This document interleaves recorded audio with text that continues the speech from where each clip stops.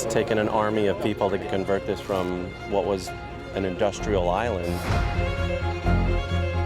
Having put these rocks in, the lobsters are everywhere.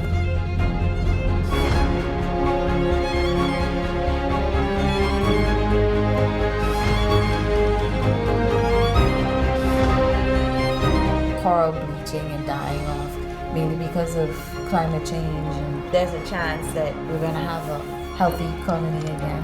It's pretty awesome.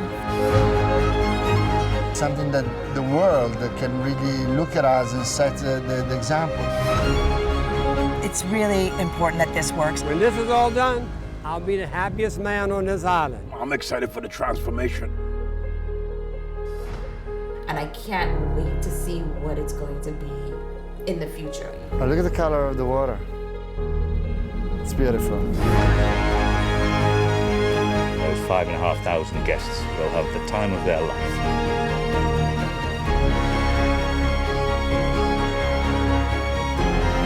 This is something that has never been done before.